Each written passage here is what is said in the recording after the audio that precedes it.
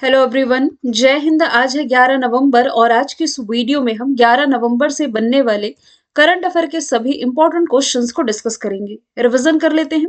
देखिए, 17वां प्रवासी भारतीय दिवस जिसकी मेजबानी इंदौर करने जा रहा है, इसमें मुख्य अतिथि के रूप में शामिल होंगे गुयाना, जो कि एक अफ्रीकी कंट्री है। इसके प्रेसिडेंट मोहम्मद इरफान अली। यूआईडीआई द्वारा अभी हाल ही में एक नया चैट बोट लॉन्च किया गया जिसका नाम आधार मित्र है। हाल ही में जो रशिया है, भारत का शीर्ष तेल आपूर्तिकर्ता देश बन गया है। अभी हाल ही में जो सूर्य कुमार यादव है, ये कैलेंडर वर्ष में 1000 T20 अंतर्राष्ट्रीय रन बनाने वाले पहले भारतीय खिलाड़ी बने हैं। आईसीसी हॉल ऑफ फेम में अभी हाल ही में 3 क्रिकेटरों को शामिल किया गया है, अब्दुल कादिर, शिव नारायण चंद्रपाल और चार्लोट एडवर्ड्स। भारत के 50वें मुख्य न्यायाधीश डीवाई चंद्रचूड़ बनने जा रहे हैं। भारतीय अंतर्राष्ट्रीय फिल्म महोत्सव के 53वें संस्करण का फोकस देश फ्रांस होगा। रेडियोग्राफी डे 8 नवंबर को मनाया जाता है और रॉकेट लॉन्च करने वाली भारत की पहली निजी अंतरिक्ष एजेंसी बनने जा रही है स्काई रूट एरोस्पेस। ये सभी क्वेश्चंस कल पढ़ लिए थे। आज का हमारा पहला सवाल है G20 से रिलेटेड। अब आप लोगों को मालूम है कि इस साल G20 यानी कि ग्रुप ऑफ 20 कंट्रीज का ये समूह है, इसकी मेजबानी कर रहा है इंडोनेशिया, यानी कि इंडोनेशिया के बाली में इसका आयोजन किया जा रहा है 2022 में। लेकिन मैंने ये भी बताया है कि नेक्स्ट ईयर यानी कि 2023 में भारत इसे होस्ट करेगा, और जब भारत इसे होस्ट करेगा तो थीम भी भारतीय परंपराओं के हिसाब से रखी जाएगी। और G20 प्रेसिडेंसी की थीम ये रखी गई है one earth, one family, one future. मतलब कि वसुधैव कुटुंबकम, one earth, one family, one future. इस बेस पर नेक्स्ट ईयर के G20 समिट की थीम रखी गई है। ये जो है ये महाउपनिषद के प्राचीन संस्कृत पाठ से लिया गया है। ये जो थीम है जीवन के मूल्यों की पुष्टि करता है, जो कि मनुष्य, पशु, पौधे, सूक्ष्म जीव यानी कि सभी के लिए उनके परस्पर संबंधों को, पृथ्वी पर उनके संबंधों को, परस्पर संबंधों को दर्शाता है। इसी वसुधैव कुटुंबकम की भावना के साथ भारत के द्वारा ये थीम रखी गई है one earth, one family, one future. अब थोड़ा सा हम जान लेते हैं G20 के बारे में। देखिए, G20 का हेडक्वार्टर यदि आपसे पूछा जाए कि कहाँ है, तो G20 का यदि मैं कहूँ कि कोई सचिवालय, स्थायी सचिवालय नहीं है, लेकिन अभी जो अध्यक्षता संभाल रहा था बाली, इंडोनेशिया मतलब इसकी अध्यक्षता संभाल रहा था, यही अध्यक्षता अब भारत इससे लेने जा रहा है। तो भारत जब इसे होस्ट करेगा अगले साल, तब इसमें कुछ मुख्य अतिथि के रूप में भी शामिल होंगी कंट्री, जैसे कि बांग्लादेश हो गया, मॉरिशस हो गया, नीदरलैंड, नाइजीरिया। ये सभी कंट्री इसमें शामिल होने जा रही है। और इस प्रेसिडेंसी के दौरान यानी कि 2023 में जब भारत इस समिट को होस्ट करेगा ना, तब एक नया ट्रॉयका बनकर के आएगा। ट्रॉयका, ट्रॉयका क्या है? 3 देशों का एक समूह है। तो नेक्स्ट ईयर इंडिया शामिल होगा इस ट्रॉयका में, इंडोनेशिया शामिल होगा और ब्राजील शामिल होगा। इजी लैंग्वेज में यदि मैं आपको बताऊं तो ट्रॉयका एक ऐसा समूह है G20 का कि पिछले वर्ष किस देश ने इस समिट होस्ट किया था, इस साल कौन होस्ट कर रहा है और अगले साल कौन होस्ट करेगा। जैसे मैं वर्तमान में बात करूं, वर्तमान में ट्रॉयका कंट्रीज कौन है, तो पिछले साल किसने होस्ट किया था यदि आप रिलेट करो, पिछला ट्रॉयका इटली ने, मतलब पिछला G20 इटली ने होस्ट किया तो इटली इसमें शामिल हुआ। फिर इस साल कौन होस्ट कर रहा है? इंडोनेशिया, तो इंडोनेशिया इसमें शामिल है। अब नेक्स्ट भारत होस्ट करेगा यानी कि इंडिया। आई, तीनों ही कंट्रीज का नाम आई से शुरू होता है। अभी तक वर्तमान में ट्रॉयका ये थे, है ना।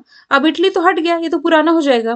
तो 2023 में पिछला यदि हम ले तो इंडोनेशिया, वर्तमान में इंडिया ही कहलाएगा, और उससे जब नेक्स्ट होगा तो ब्राजील इसमें शामिल हो जाएगा। तो नेक्स्ट ट्रॉयका में इंडिया, इंडोनेशिया, ब्राजील ये इसमें शामिल होने जा रहे हैं। तो एक नया ट्रॉयका ग्रुप यहाँ पर निकल करके सामने आएगा। और ठीक है, और इसमें पहली बार ऐसा होगा जब 3 विकासशील देश और उभरती हुई अर्थव्यवस्थाएं इसमें शामिल होने जा रही है। तो भारत G20 का सदस्य है और G7 का नहीं है, ये याद रखेंगे।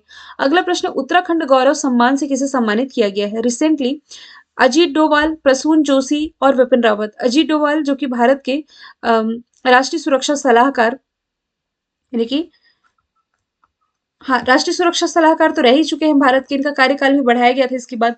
प्रसून जोशी जो कि गीतकार और विपिन रावत जो कि भारत के पहले सीडीएस थे। इनके अलावा भी 2 अन्य व्यक्तियों को उत्तराखंड गौरव सम्मान से सम्मानित करने की घोषणा की गई है, जिसमें कि गिरीश चंद्र तिवारी और दिवंगत पत्रकार वीरेन डंगवाल, इन्हें भी सम्मानित किया जाएगा। तो उत्तराखंड के बारे में तो अभी मैंने नेक्स्ट स्लाइड में कुछ फैक्ट भी लिखे हैं, तो वहां हम डिस्कशन कर लेंगे। हाल ही के दिनों में देखो, असम का जो सर्वोच्च सम्मान है असम वैभव, इससे रतन टाटा जी को सम्मानित किया गया है।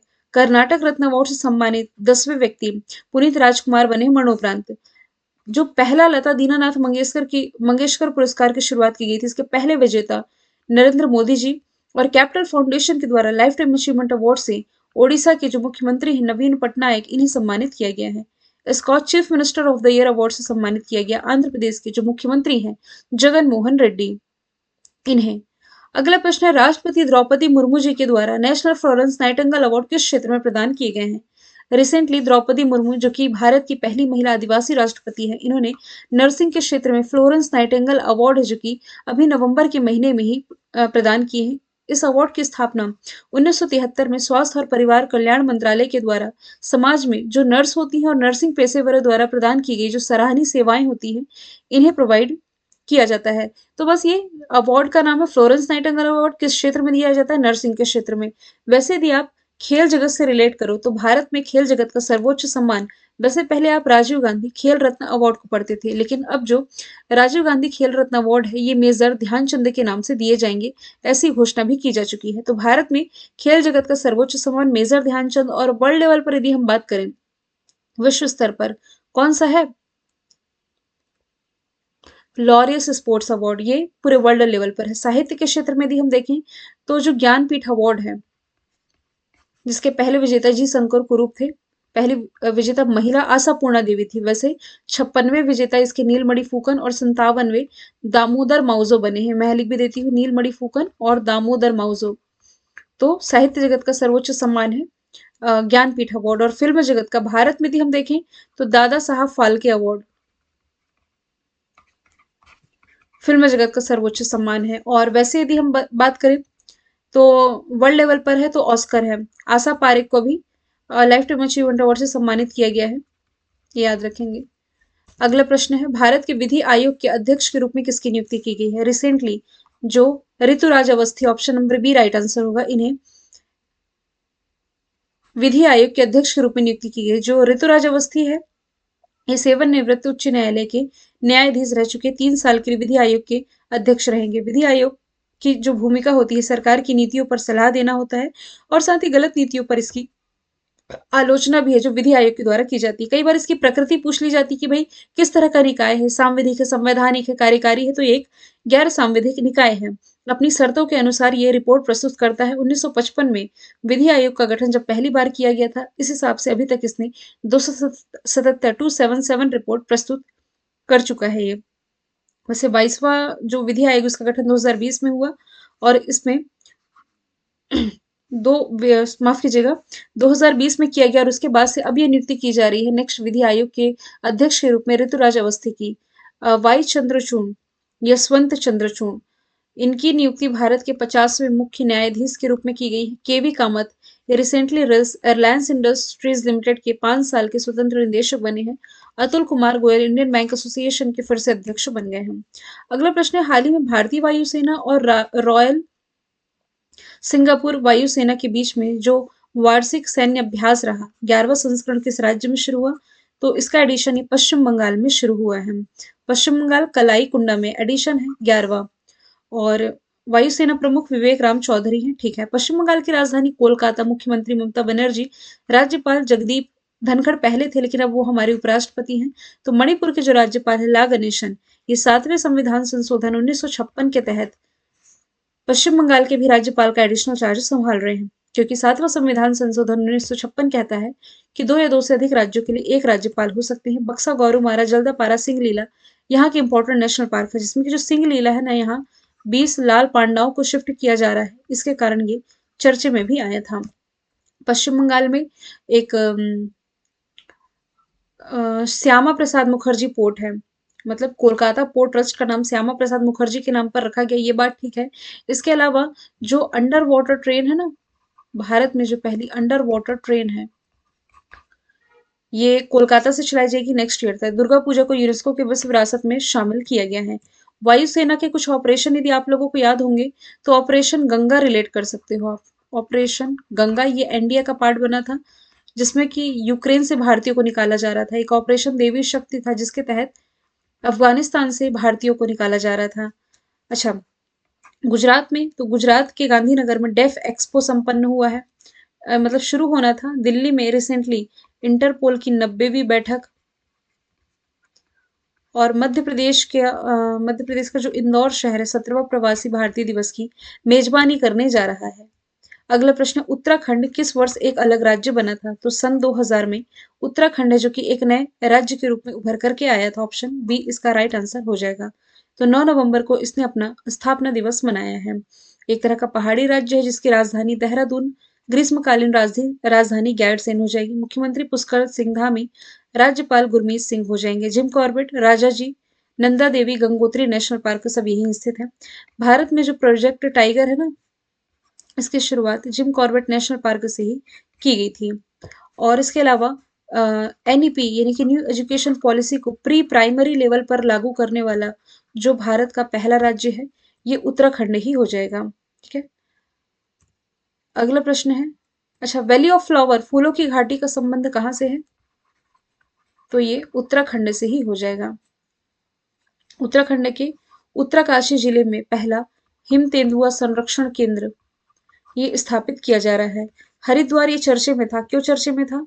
क्योंकि जो नीति आयोग है ना, नीति आयोग के द्वारा सर्वश्रेष्ठ कांची जिला इसे ही घोषित किया गया और उत्तराखंड में ही अंतरिक्ष वेधशाला का उद्घाटन है जो कि ये भी किया गया है। अगला प्रश्न है, खेलो इंडिया यूनिवर्सिटी गेम्स का तीसरा संस्करण का मेजबान राज्य कौन होगा? पहला एडिशन ओडिशा के भुवनेश्वर में, दूसरा एडिशन कर्नाटक के बेंगलोर में और तीसरा एडिशन इसे होस्ट करने जा रहा है उत्तर प्रदेश। उत्तर प्रदेश में कहाँ? तो वाराणसी में इसका आयोजन, माफ कीजिए, लखनऊ मुख्य मेजबान शहर होगा। इसमें काफी संख्या में एथलीट पार्टिसिपेट करने जा रहे हैं और मेजबान शहर तो होगा ही, और जरूरत पड़ी तो इसमें फिर जो गौतम बुद्ध नगर है और इसके अलावा वाराणसी है, यहाँ भी ये होस्ट हो सकता है, लेकिन मुख्य मेजबान शहर लखनऊ जो कि इसकी कैपिटल भी है, गोमती नदी के किनारे बसा हुआ रक्षा मंत्री राजनाथ सिंह जी का निर्वाचन क्षेत्र है। पहला कहाँ हुआ, दूसरा कहाँ हुआ, ये मैंने बता भी दिया है आप लोगों को। और इसके अलावा खेलो इंडिया यूनिवर्सिटी गेम्स एक बहु खेल आयोजन है जो कि भारतीय खेल प्राधिकरण और खेल मंत्रालय द्वारा आयोजित किया जाता है। यूनिवर्सिटी और यूनिवर्सिटी के साथ समझौता करते हुए ये आयोजित किया जाता है विश्व स्तर पर, मतलब कि माफ कीजिए विश्व स्तर पर नहीं, विश्वविद्यालय स्तर पर सबसे बड़ा खेल है। 25 साल से कम आयु वर्ग के लोग इसमें पार्टिसिपेट करते हैं। उत्तर प्रदेश की राजधानी लखनऊ, मुख्यमंत्री योगी आदित्यनाथ, राज्यपाल आनंदीबेन पटेल हो जाएंगी। कुछ एक्स्ट्रा फैक्ट हम रिलेट करेंगे उत्तर प्रदेश के जो कि काफी दिनों से हम लोगों ने नहीं पढ़ा है। कन्नौज इत्रग्राम या आप कह सकते हैं टूरिस्ट डेस्टिनेशन के रूप में इसे विकसित किया जा रहा है। इसके अलावा आगरा, आगरा का भी डिस्कशन काफी दिनों से नहीं किया ना हम लोगों ने। आगरा की लोकेशन कहाँ नहीं, अभी तो मैप में नहीं दिख रही मुझे। ये है आगरा। वैक्यूम आधारित सीवर सिस्टम वाला भारत का पहला शहर यही। मथुरा में भारत का पहला एलिफेंट हॉस्पिटल अलीगढ़ का नाम बदल करके हरिगढ़ किया गया है। कानपुर में जो पनकी पाइपलाइन है ना जिससे मध्य प्रदेश के सागर बीना को कनेक्ट किया जा रहा है ये यही है। और उत्तर प्रदेश के बलिया से उज्ज्वला योजना की शुरुआत की गई। उज्ज्वला 2.0 की शुरुआत उत्तर प्रदेश के बलिया से की गई। वाराणसी काशी विश्वनाथ कॉरिडोर के कारण चर्चे में था। संघाई कॉरपोरेशन ऑर्गेनाइजेशन एससीओ की सांस्कृतिक शहर के रूप में इसे ही चुना गया है।